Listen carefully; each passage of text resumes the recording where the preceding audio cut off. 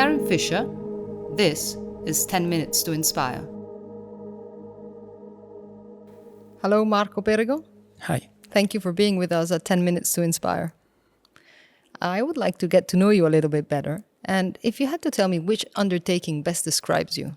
I think the quality is resilience.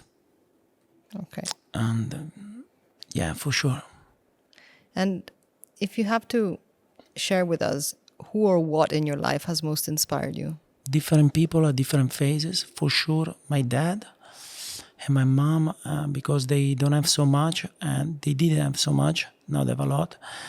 But every time they falling down, they was capable to stand up. And now I think, without any doubts, is my wife. She's like a sculpture. She's completely raw. And she's super connected with her own vulnerability. And I think that's what I'm very attracted about. And you say resilience. It's a word that many people say. What does it really mean for you? It just can't tell, I was explaining to you before in the speech, I think each one of us have this voice. And until this voice is not here, the idea is to find a place or tools where the voice can be expanded. And the resilience is just like a little boat to take you there. And we know that you have been sharing the difficulties and some of the challenges in your life and how they've been part of your growth and your inspiration. Can you define and describe for us which are the difficulties or challenges that you would like to share? I have 3 boys. What I try to teach them at a very early age is to fail. I want my boys to fail. Fail is the more incredible quality in life. Because when you fail, you completely realize everything you did wrong, and you move on, and you try again, and you fail until you're capable to expand that voice. I think in my journey, this failing, I can cycle happening, was an awareness of my growth and to go in the next level of the video game.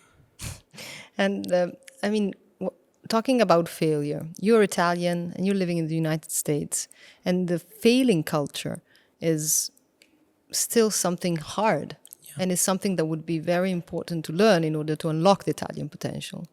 So how would you think that society could learn to accept failure?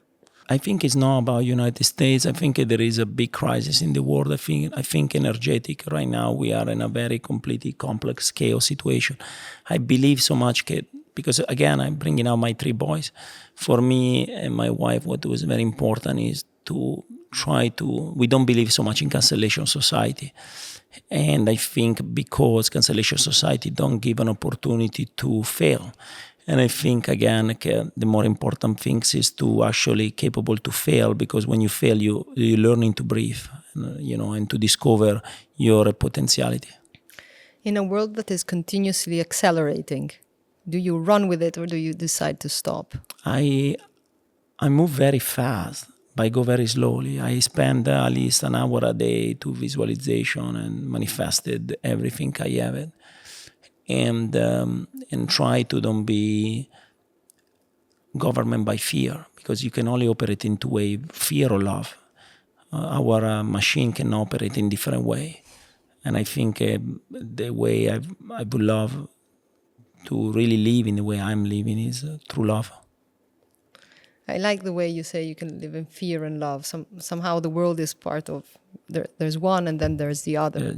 In Tech.Emotion, there's the same attempt to find how to combine the different worlds, the tech and the emotions. And what is the emotion that drives you in life? Love.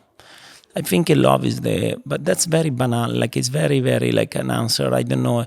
It's love. It's really that. Actually, it's the purity. It's to essence. It's to try to find this essence, this really purity. Each one of us have this really, really essence. And sometimes, because in the way we're building, we spend all our life. Imagine you're a music instrument, and all your life, your parents, your culture, your environment, you are a piano, and all your life you play like a guitar, and at 30-year-old you wake up and say, oh my God, this is not my music instrument, how I do this? And now you take another 10 years to discover you're another music instrument, and I think that's exactly the point. To try, what I'm interested in is to try to find the purity in the essence early on.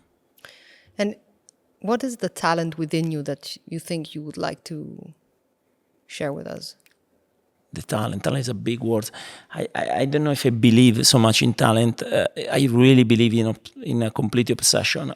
I spend so much time with successful people and unsuccessful people. What I understand is the obsession to keep interesting and to learning about your craft and what you like. I mean, for me, I'm obsessed about, it's the only way I can live is through art, or can possibly be painting, sculpture, or to cinema. Is the way I'm a little dyslexic, and for me, this is the only form I can really speak in. I can really live in this world. Obsession is what I'm trying to understand, and I'm living with this almost intense obsession about this.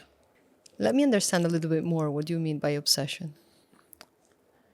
You need to, if you really love something, no matter what kind of dimension you see that in the world, it can possibly be in your small garden, in your living room, in your room alone, or in an entire world. You need to be obsessed. It's the only way you can really expand this idea, or expand this voice inside you. There's no way, there's no shortcut. Every time shortcut happening, the universe really put you back in the same door, in the same place with different scenography.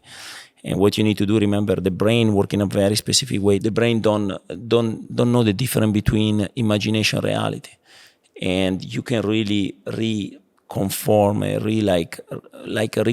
completely your brain, because you build in a type of machine, your environment, where you are, your fear. And the idea, it takes us so long time to really reprogram the entire brain, reprogram. And the idea is the moment you're aware about that, is to spend time to really reprogram yourself, to give you freedom to yourself. Because sometimes we have this kind of plateau cave, we have this invisible chain, and the idea is to break this invisible chain, to capable to go to the best version of ourselves. I really believe we are creator. I like, because you've been using many words about the human machine, the brain, many words that often are connected to tech and technology. What is your relationship and your understanding with what's going on with the technology and the artificial intelligence? Angela and I, we actually part of this different investment in all this great technology. The evolution is always moving forward. Anche when there was a calculator or TV or radio, is ourself is to learning and to adapt it, to be elastic, to be fluid, like Bruce Lee joke about, but they say we need to be water. What happening is, if you understand and we ask the right question to the machine, or the right question to that part, we actually can use the tools to expand our capacity, expand who we really are. Augmented humanity. I think we already live this, and I don't understand why people are so afraid about something is already here. I understand. We were talking about that with some people. Yeah, it's funny. Yeah, they are afraid. Think about ChatGPT 5. I saw 6 months ago, maybe a year ago, I saw the first one before I left now, when they did the recording.